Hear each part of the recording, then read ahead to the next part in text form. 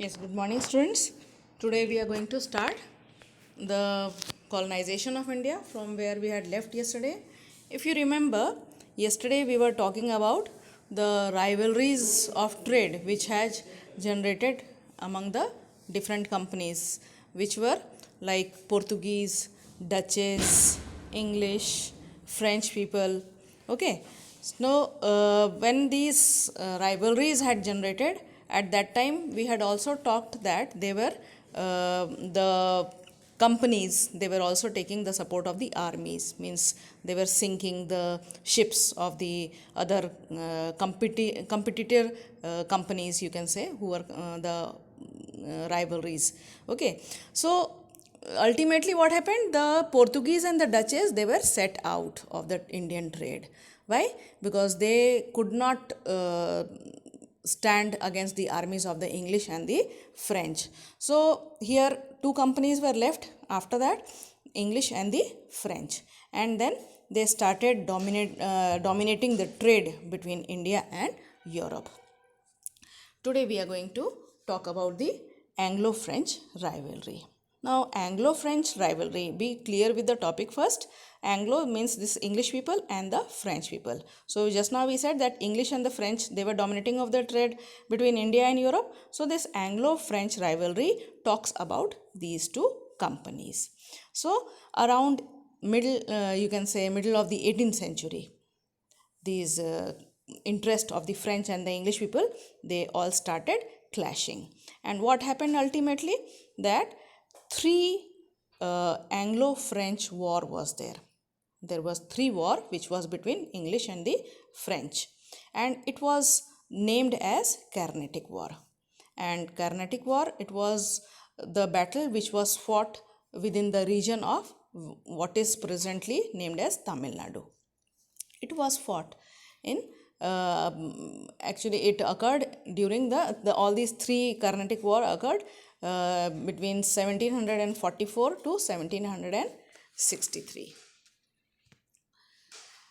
Now, as the rivalry had already generated, there were many companies, as we are talking about the English and the French.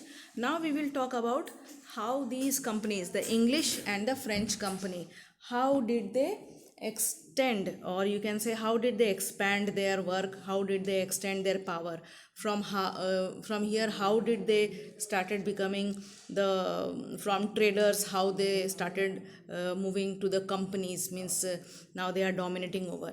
So let us talk about the British conquest on Bengal, means how did they conquer over Bengal. Now this East India Company, it was not no longer a trading body now, because now they were looking for the powers and positions and how they could dominate over the areas. So they established their first trade settlement, which was in Hooghly, that is in West Bengal, and that was in 1651. So at that time, this Aurangzeb was still there. As in the beginning of the chapter we had talked about that Aurangzeb died during 1707. So Aurangzeb was still there. So what these company traders, they were having those factors, and the people who were living over there, they were the factors, and the fortified area, it was named as factory. Okay, so all this factory, what was over there in this factory? Warehouse, office, and then the residential area. Why this residential area? Because all those factors who were living over there, all those the company people who were living over there, they needed the residential area. So the entire thing was under the fortified area, and then they managed their whole trading and whatever the dominance which they were trying to dominate over West Bengal, that was also managed and within the fortified area. Armies were also developed over there. Okay, now this company trade, it started flourishing a lot. And when they started flourishing a lot, then what they did, they started violating the trade rules. Now the local governance, they were implementing certain trade rules, that you have to follow all these rules to continue with the trade over here. So they started violating these rules. Then what happened? Aurangzeb got very wild over the behavior of the company people, the violation of the rules which they were doing. So for that reason, Aurangzeb, what he did, he declared war on them, and then he was successful in defeating them as well. Okay, now when company people they were defeated, then what happened? Now they were crushed. The company people they were crushed a lot, and they understood that they hadn't become that powerful that they could stand in front of Aurangzeb. So they wanted to make themselves more powerful. But presently, what they did, they wanted to do the trading. Okay, so they persuaded Aurangzeb. These company people they persuaded Aurangzeb to grant them the right to carry on duty-free trade. Okay, they did not wanted to give any revenue, and they wanted to do the trading of without these duties. Then in return they said that they will be giving the annual payment to the local governance. Okay, so this was going on. Then after Aurangzeb's death, now Aurangzeb died in 1707. So after Aurangzeb's death, what happened? There was this Mughal empire, it became very weak. Okay, no other such successor did come who could hold his position in the same way. So here when company people they saw that the this Mughal empire has become very weak, then they started they started violating more rules, and the company intensified its operation in the operation in Bengal. Means whatever was their planning, how they wanted to capture the area, bring it under control, how they wanted to become more prosperous. So they all started implementing more. These company people they all started implementing more of the rules of theirs and violating the local rules. Now in 1707, they got the right to import and export the goods, and they did not even pay the custom duties to the so what happened when the people are not giving, what is this custom duties? They are the revenues which the local governance used to get. So they had got the right to import and export, and who was the Mughal ruler at that time? It was Farooq Shiar.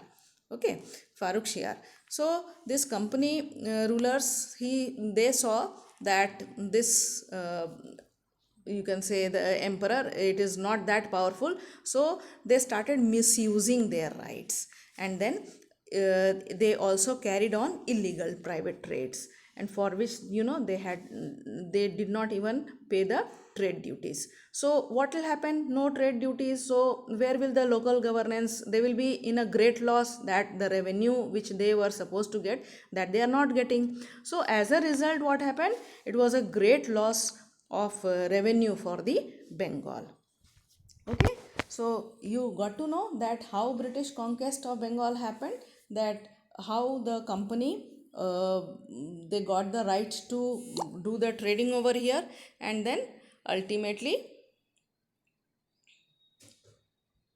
they started doing the trade without paying the custom duties. Now we will talk about the uh, conflict between the company and the Nawab of Bengal. Now this conflict, you are very much familiar with the word conflict between the company and the Nawab of Bengal. Now you must have understood why this conflict is generating, because the things which the company people wanted to do, that was not being done by not was being permitted by the Nawabs of the Bengal. Now they are having Nawabs in different areas. Okay, so in the first half of the 18th century, the conflict between the Nawabs of Bengal and the company, that also became very tensed. Murshid Qali Khan, Sirajuddaula and Alwardi Khan, they were the very strong rulers. So what happened? So they wanted to keep a check on these Nawabs. They wanted to keep a check, or they wanted to watch the activities of the officers of the company. So what these Nawabs did, they laid certain conditions, and then the company had to obey it, or they said that if you don't obey, then you lose the right to trade here in Bengal. So there were certain conditions which were laid. Now, what were these conditions? Number one was that the official of the company who were engaged in private trade shall have to pay the custom duty, okay, or the privilege of the duty trade will be withdrawn, okay. So then the what was the next one? The company shall not extend the fortification. The company, they used to extend the fortification. They wanted more places to be for their settlements. So here the Nawabs, they said that you shall not extend the fortification for your settlements. Whatever you are having, you have to manage with that much only. Then Nawabs also forbid the company from minting coins. Okay, the company people, they also wanted to mint the coin. So Nawab, they said that no, this cannot go. Then the company shall have to pay a large amount of tribute to the trade concessions. So these were some of the conditions which were levied by the company people, Nawabs of the people on companies. Now, when military succession against the French, both in Europe and in India, the company were feeling even more confident. Why? Because they were successing more, they were prospering more, and they were having a better grip on trading and earning a lot. So now they started feeling that this Nawabs, they are implementing lot of rules and regulations on us, and they did not feel it correct. Okay, who was not feeling correct? Company people. So it felt that it was unjust, the demands of the Nawabs, and the officials were ruining the company's trade. This was the thought of the company people. Then they were of the opinion that in order to expand the trade, they needed to enlarge and fortify their settlements. So here the tussle which was going between the conflict which was being raised between the Nawabs of the Bengal and the company.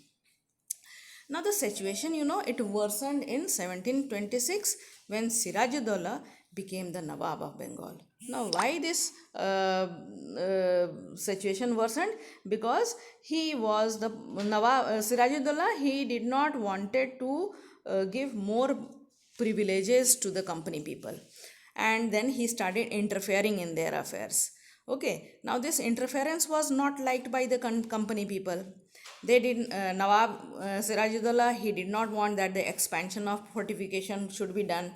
Okay, and then he also observed that the company people, they were not even paying the revenues properly. So all these things was worsening the relationship between the people, between the Nawabs and the company people. Now, when negotiations failed, they wanted to talk to each other. They talked, but negotiations failed. So, no such settlements could be done that you have to follow. So, when all these negotiations failed, then Sirajuddaulah, he became very angry and captured English factory at Kasim Bazar and the company's fort at Calcutta. Now, after that, this Robert Clive, he took the charge of the company affairs, of the British company affairs, and Bengal, and re-established company's previous position. Means he struggled a lot, and he had put lot of effort and was successful almost in dominating over the Nawabs, overruling them and even violating the rules. So he could establish the company's previous position and all the trade privileges which they wanted. He was able to establish it very well. Okay, so you got to know that how the conflict of the company and the Nawabs happened, and how Sirajuddaulah, when he was the Nawab of Bengal, how he was not liking the interference of the affairs of in the matters of the Bengal, and then he restricted many things on the companies. And then later on, Robert Clive, he again he took the charge, and he was able to manage with many things and brought the previous position of the trade privileges and of the company. Now we will study about the Battle of Plassey. Now, Battle of Plassey, if you talk about, let me tell you one thing, that Battle of Plassey is very significant landmark in the history of India. Why? Because from there it transformed these companies from a mere trading company into a political power. That is why Battle of Plassey is very important, significant landmark in the history of India. So here if we see that in the beginning of the British political sway over India, the Battle of Plassey, it was in 1757.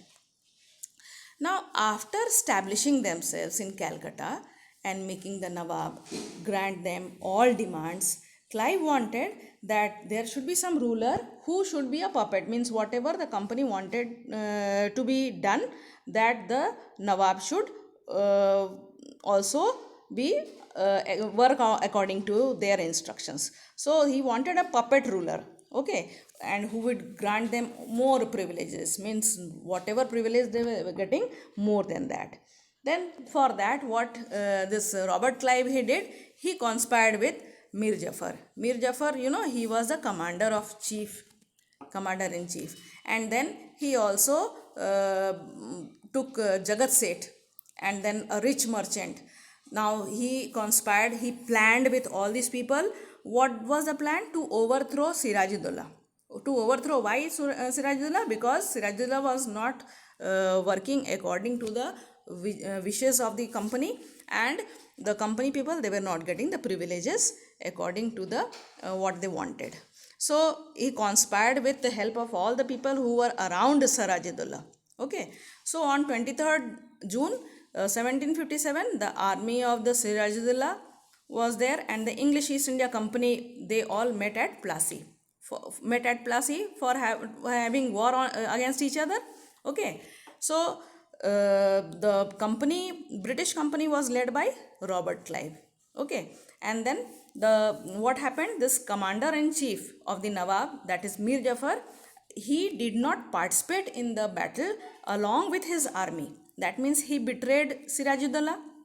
Okay, and then they killed Sirajuddaula.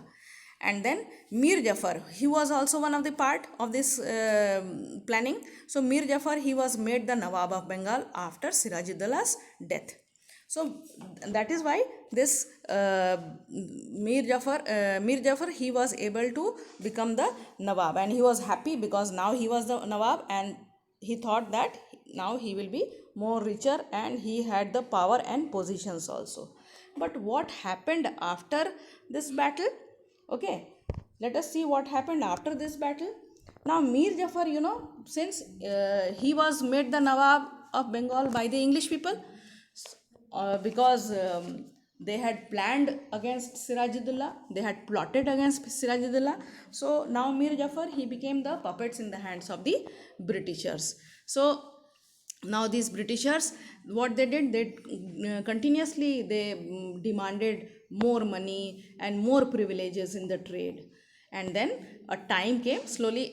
In the beginning, Mir Jafar was giving them whatever they asked, but later on he found that his treasury was also not becoming vacant, and that is why Mir Jafar was failing to meet the company's heavy demand, which they were always asking from him. So in 1760, company people, what they did, they found that this Mir Jafar, he is not able to manage, he is not able to give money to us as or the privileges which we are asking.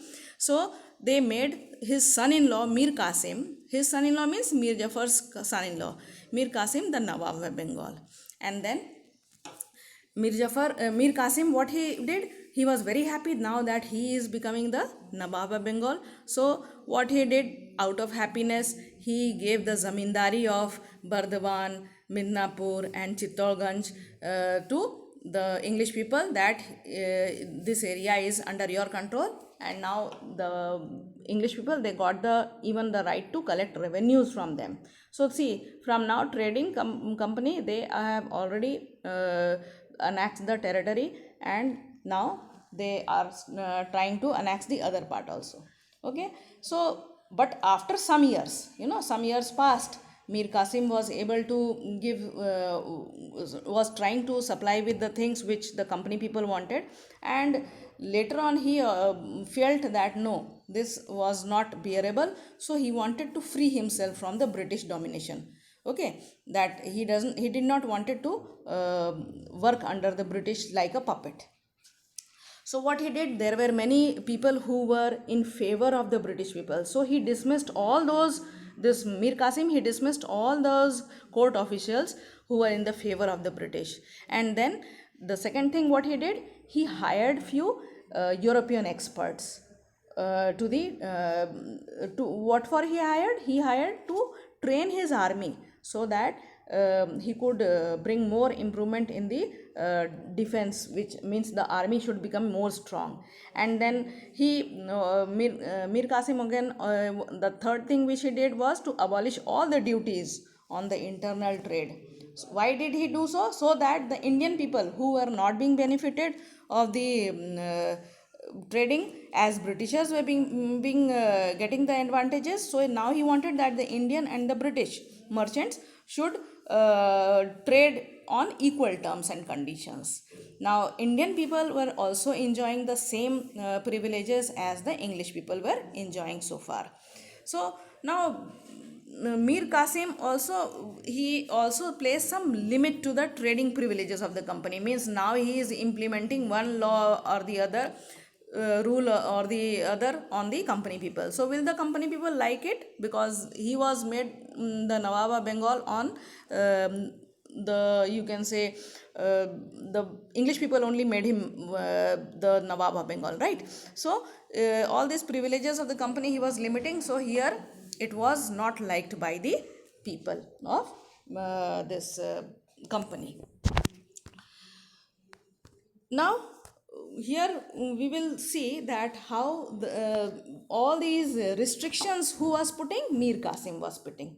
Okay, now was this Mir Qasim, when he was implementing all these rules, that the restrictions which were abolished so that the Indian merchant should also enjoy the same trade. And then the Mir Qasim, he also placed the limits in the trade privileges of the company. So ultimately all these things irritated the company people, and ultimately they declared a war on him.